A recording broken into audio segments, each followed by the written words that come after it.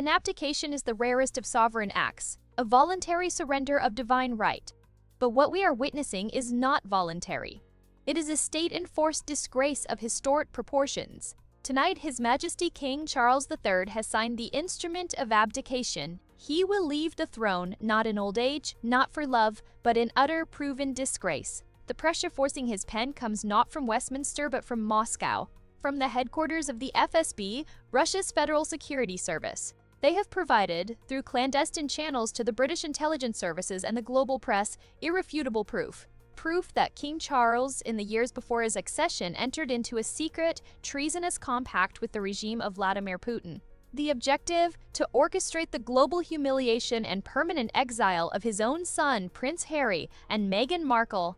The King of England is not a victim of his family's chaos.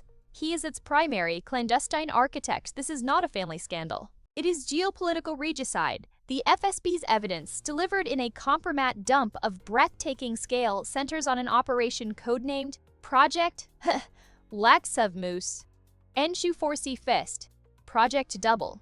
It began in 2018 amid growing concern in both London and Moscow about the soft power influence of the young, popular, and globally connected Sussexes. To Putin, they represented a dangerously appealing face of Western liberalism.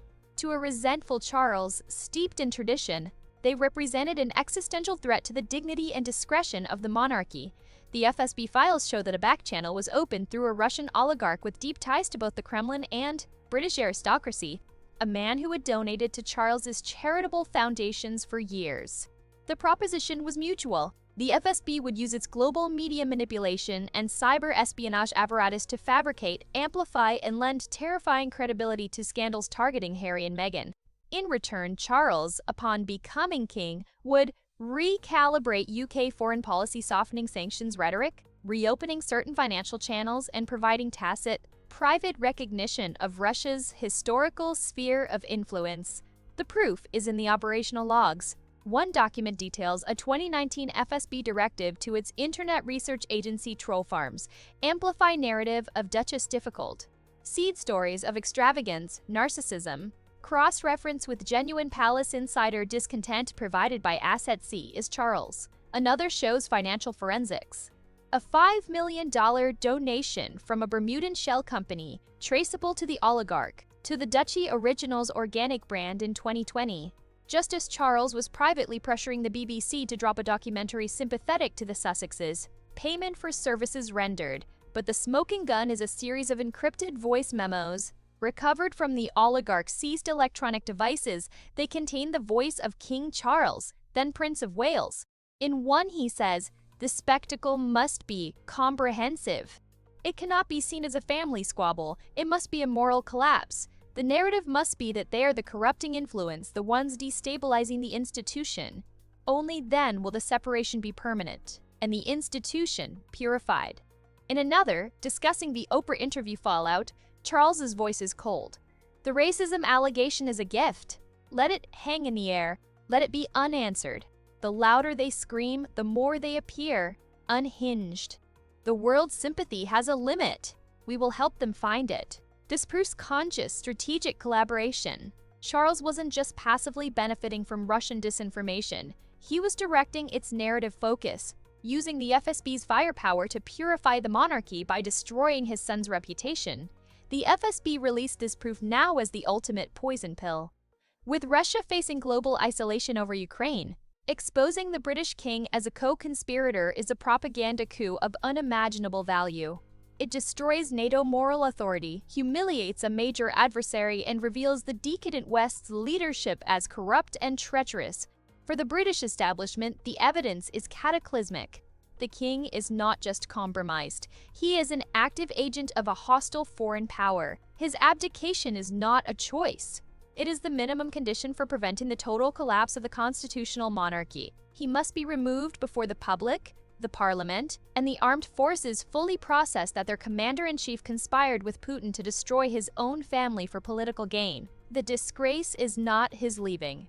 The disgrace is why he must go. The abdication is not a ceremony. It is a state-sanctioned amputation performed in a panic to save the patient from a fatal self-inflicted infection. The signing of the instrument took place in a secure basement room of Windsor Castle, not the throne room. The witnesses were not archbishops and princes, but the Prime Minister, the Lord Chief Justice, and the head of MI5. Their faces were not solemn but ashen with a shared national horror. Charles signed. No one bowed. He was then escorted to a waiting helicopter. His reign lasted not years, but a catastrophic, treasonous season. He is now in exile at Balmoral, surrounded not by courtiers, but by MI5 counterintelligence officers. He is a prisoner of state, a sovereign-turned-security risk. His communications are monitored. His existence is a living, breathing state secret. The public story is ill health. The truth is high treason. But the abdication is the beginning of the crisis, not the end. The global geopolitical shockwave is now hitting. In Washington, the White House is in emergency session. The president's first call was not to London, but to Langley. The CIA is frantically conducting a damage assessment of unprecedented scope. Every piece of intelligence shared with Crown Source 1, King Charles, over the past decade must be reviewed. Was UK foreign policy subtly steered by Putin via a puppet king? The special relationship is in the ICU. In Moscow, state TV airs the FSB evidence in prime time. Putin's spokesman calls it a sobering lesson on the true nature of Western elitist hypocrisy. Russia's objective is achieved. It has hollowed out the moral authority of a key adversary from within its most iconic institution. For the new king, William V, the crown he receives is toxic and fractured. His coronation will be postponed indefinitely. His first act is not celebration, but containment. He has addressed the nation in a 2-minute, pre-recorded statement, his face a mask of grim resolve.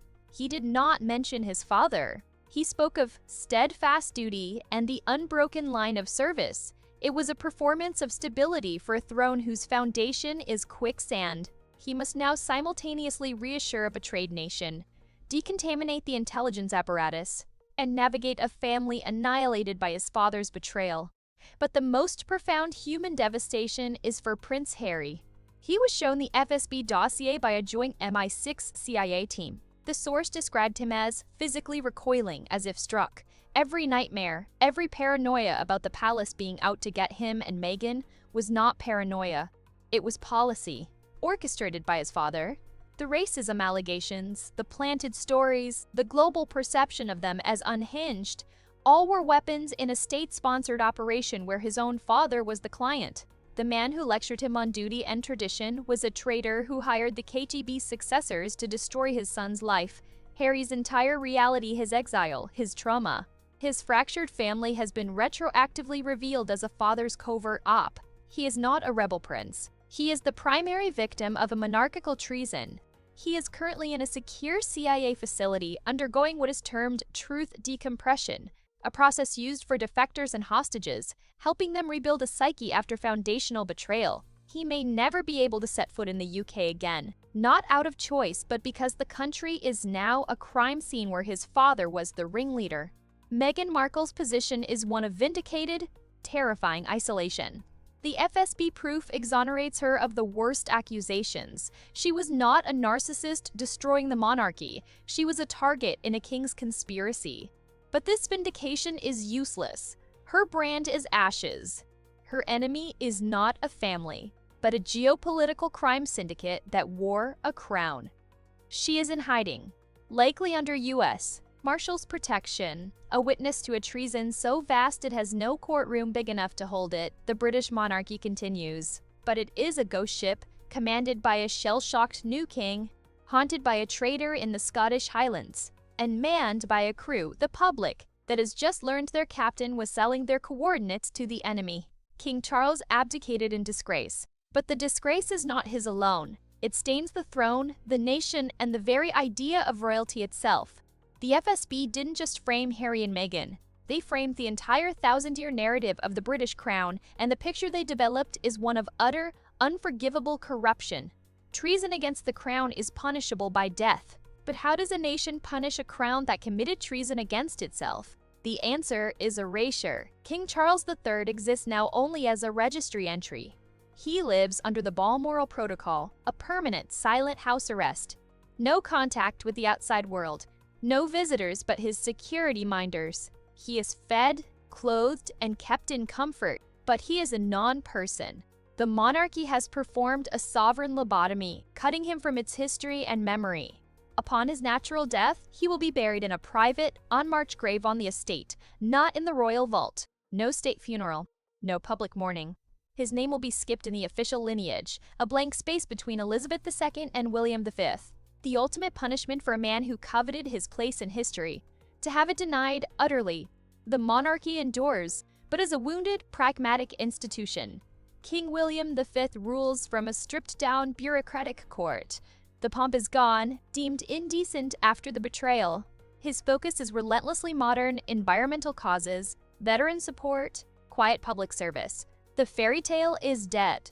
The brand is duty without delusion. He never speaks of his father. He is raising his children with a stark understanding of the weight and vulnerability of their names. The crown is no longer magical, it is a heavy, dangerous job. For Prince Harry, there is no return, no reconciliation. The wound is too fundamental. He lives with his family in a secured compound in New Zealand, a permanent guest of the government. He is provided for. He is safe. He is broken. He has published no memoir, given no interview.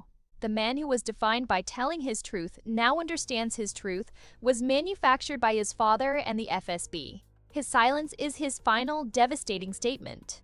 His children carry a name that is both globally famous and forever associated with the king's treachery. Meghan Markle has disappeared into the American witness protection apparatus. A different kind of vanishing. She is given a new identity, a new life far from any spotlight, the ultimate victim of a plot to frame her. Her reward is anonymity. The Duchess is dead. A quiet, anonymous woman lives in her place. The FSB proof achieved all of Putin's objectives. It humiliated the West, destabilized a key ally's institution, and sowed lasting distrust. The British monarchy survived, but it was permanently diminished. Its mystique replaced by the cynical understanding that even kings can be pawns in a Kremlin game. King Charles abdicated in disgrace. But the true disgrace was the revelation that the throne itself could be used as a weapon against the nation it was meant to symbolize. The collusion is over. The framing is exposed. All that remains is the quiet, the careful, unglamorous work of a new king, and the eternal vigilance that the enemy is not always across the sea. Sometimes he wears the crown and his treason is a whispered order to a foreign spy to destroy his own son,